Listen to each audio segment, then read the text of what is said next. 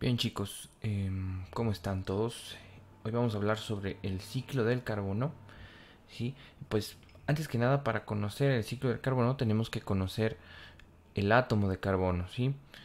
Lo que vamos a ver ahora es una diapositiva en la que tenemos el átomo de carbono con las partículas subatómicas que tiene. Lo que vemos en el núcleo, esta parte del centro, son los protones y los neutrones. En este caso tiene 6 de cada uno, 6 protones, 6 neutrones. Y lo compensa porque ya saben que todo átomo tiene que ser eléctricamente neutro. Entonces lo compensa con 6 electrones. Dos de ellos, que son los del primer nivel, del primer orbital, que es el 1s2, en este caso 1s2. Y tiene también 4 orbitales en el nivel de valencia. Es decir, en el orbital 2 tiene 1s2, 2p2, ¿sí? Y tiene, en este caso, 4 electrones en el último nivel, el nivel de valencia, el nivel que va a ocupar para completar su octeto. ¿Ok? Ahora, ¿cómo lo encontramos al carbono en la naturaleza? Bueno, hay que recordar que el carbono está de manera orgánica y de manera inorgánica. ¿A qué me refiero con esto? Pues inorgánicamente el carbono está como CO2, CO, CH4, en fin, son estos gases, por ejemplo, el de aquí, dióxido de carbono, ¿sí? El de acá, monóxido de carbono, y el gas metano, que lo podemos encontrar como gases inertes, ¿no? Como gases, bueno, perdón, gases inorgánicos.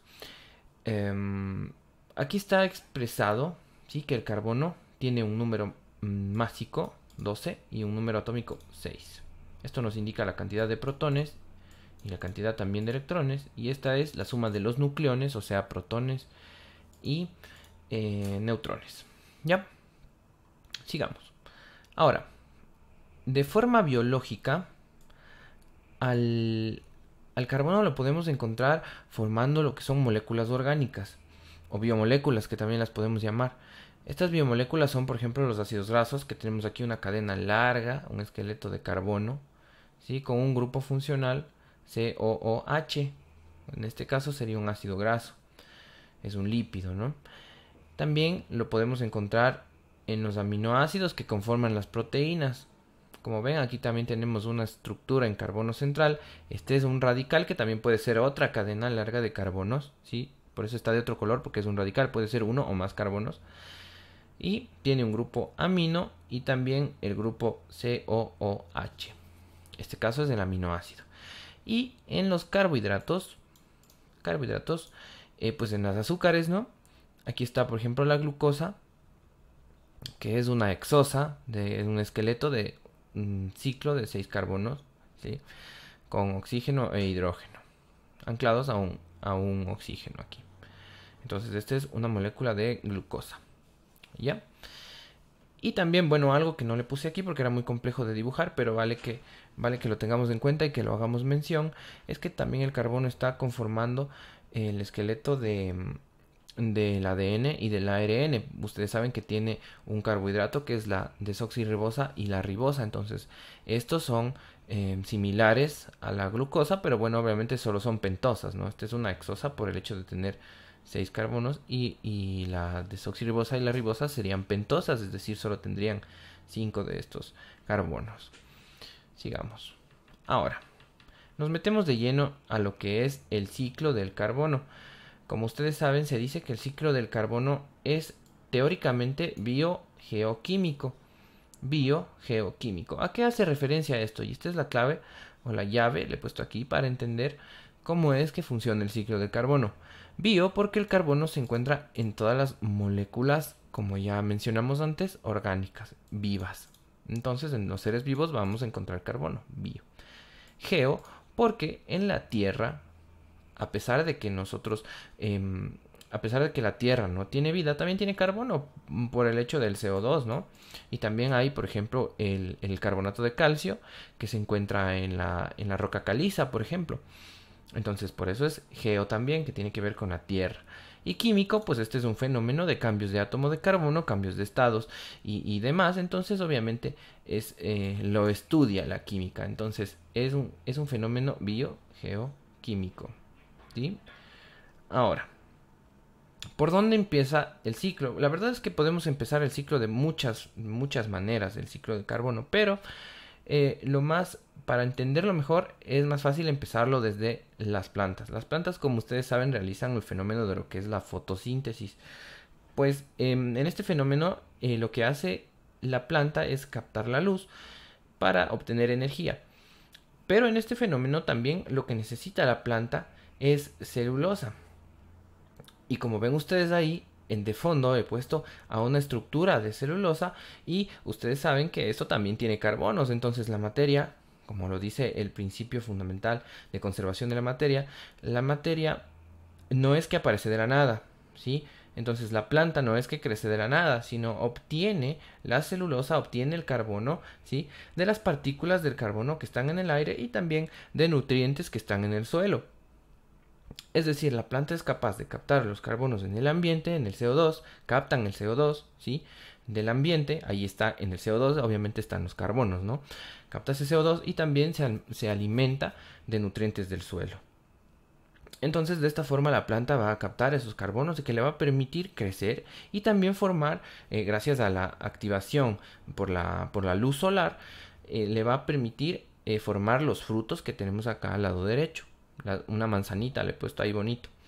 Entonces así es más o menos como cumple la planta el ciclo de este carbono. Ahora, nosotros sabemos que la planta también tiene una fase nocturna, que es donde expulsa este CO2. Digamos que ahí la planta tiene ya un microciclo del carbono, ¿sí? Es un pequeño microciclo, pero el carbono se forma azúcares en la planta, fructosa, y esa fructosa va a parar en los frutos. ¿Y qué pasa? Bueno, también obviamente la celulosa y las hojas, ¿sí? Que tienen celulosa, porque es una estructura de celulosa, es decir, aquí ya el carbono forma parte de la estructura física, ¿sí? De las plantas, que también pues obviamente como tal, ya sea como fruta o ya sea como planta, puede ser alimento para los animales. Entonces eso justamente es lo que pasa después. ¿Qué pasó con esa manzanita? Pues aquí tenemos a nuestro querido amigo devorándose la manzana. Bueno, en el caso de la fructosa, que ustedes saben que es un disacárido, entonces va a entrar en los animales. Generalmente los mamíferos y los animales tenemos un tubo digestivo similar, así que no nos hagamos problema por esto. Ya sea un humano, ya sea un animal que se coma esa fruta, ¿sí? Lo más importante que necesitamos saber es que necesita obtener glucosa, ¿sí? La glucosa es la fuente de obtención de energía de nuestras células orgánicas. Es decir, todos los animales, los seres vivos, sobre todo los mamíferos, como lo vemos aquí, van a necesitar glucosa para su correcta actividad celular. Entonces esta glucosa la obtenemos descomponiendo precisamente los frutos de las plantas. Bueno, obviamente sabemos que también hay otras formas de obtención de glucosa, ¿no? O sea, de otro tipo de alimentos, no solamente frutas, pero necesitamos de esta glucosa, que ustedes ya saben que tiene carbono, es una hexosa, para producir el ATP, el adenosíntrifosfato, que es la energía de nuestras células. Ahora, en este fenómeno de la glucólisis y del ciclo de Krebs de la célula no nos vamos a meter mucho porque no nos compete estudiarla de lleno. Sin embargo, aquí es importante que se sepan que las células van a también generar desechos, y uno de esos desechos es el CO2, que otra vez va a ser expulsado al torrente sanguíneo. Entonces, en el torrente sanguíneo expulsado el CO2 se va hacia los pulmones, donde nuevamente es oxigenado. Y ese oxígeno obviamente regresa a oxigenar las células. Entonces aquí tiene que ver mucho en nuestro aparato digestivo y nuestro aparato de la respiración, ¿sí? O nuestro sistema cardiovascular. Entonces, ese CO2 que deja el fenómeno del ciclo Krebs, la glucosa y tal, es expulsado hacia afuera, otra vez hacia el ambiente. Entonces digamos que ahí estamos cumpliendo nosotros también con un ciclo del carbono, ¿sí? Es decir, estamos expulsando el CO2 otra vez al ambiente, que en teoría podría ser captado otra vez por las plantas, ¿sí? Podría ser captado otra vez ese CO2 por las plantas, ¿ok? Sin embargo, o sea, digamos que ahí ya se completaría un ciclo, otro microciclo, ¿sí? Es otro ciclo. El carbono tiene varios ciclos, uno solito las plantas, ahora ya metimos a los animales y después, pero bueno, eso no es todo, ¿no? Porque también decimos que era geo, ¿sí? Que tiene que ver con la tierra. ¿Por qué decimos que tiene que ver con la tierra? Por esto, señores. Si es que nosotros expulsamos el CO2 va a ser parte de nuestra atmósfera, por lo tanto también va a caer en la lluvia. ¿Sí? Y a los mares, y va a formar sales de mar, sales que obviamente a los animales también marítimos les sirven para nutrirse. Entonces en el mar también va a haber algas fotosintéticas que aprovechen el carbono, y obviamente tienen celulosa también las algas fotosintéticas, y van a cumplir también un ciclo, ¿sí? En el mar es un ciclo similar al que vimos anteriormente, pero lo van a cumplir aquí en el mar. Por el movimiento del mar también el carbono, el CO2, es movido hacia las rocas. Y aquí es lo que les decía, que algunos animalitos, como los cangrejitos y tal, tienen su caparazón y ahí son ricos en carbonato de calcio. Y este carbonato de calcio va a formar las rocas calizas, ¿sí? Va a ser parte estructural de la Tierra. O bueno, también van a almacenarse estas sales por debajo ya de la capa del manto, y van a salir también como magma. Entonces esas también son emisiones de carbono. ¿Sí? Son emisiones naturales de carbono. Entonces así estamos completando también otro ciclo que ya tiene que ver con la fenomenología de la Tierra. Esto ya no tiene mucho que ver con la parte bioorgánica, pero obviamente inorgánicamente también está cumpliendo un ciclo del carbono. Es decir, también está contribuyendo a este ciclo, ¿sí? Ahora, ¿qué pasa cuando por ejemplo, como los fósiles, ¿no? Muchos de ustedes habrán hablado de esto, de los restos fósiles y tal, sí. Son yacimientos de carbono que sean, bueno, seres vivos de putrefacción y tal, que se han ido acumulando a través de miles de años, y han formado estructuras como esta que tenemos aquí, que son sumideros de carbono, ¿no? O sea, son reservas naturales de carbono, donde en esos pantanos degradados están expulsando constantemente el CO2, y a esto, bueno, esto contribuye para mantener también la temperatura de la Tierra. Esto lo conocemos como una emisión de gas de invernadero. ¿Por qué le decimos que es una gas invernadero? Es porque, bueno, el efecto invernadero, precisamente para guardar la temperatura, hace que la luz capte, el CO2 capta la luz y no permite que se expulse al espacio, ¿sí? Captamos la luz, captamos esa temperatura que nos llega del sol, pero evita que la expulsen. Entonces se produce un calentamiento natural. Ahora, estos gases de invernadero son el 1% de la atmósfera. Bueno, fueron el 1% de la atmósfera antes de la intervención del ser humano. Y entonces, digamos que estos sumideros cumplen un ciclo del carbono natural, porque todo tiene que degradarse para transformarse otra vez. Así es la materia, ¿no?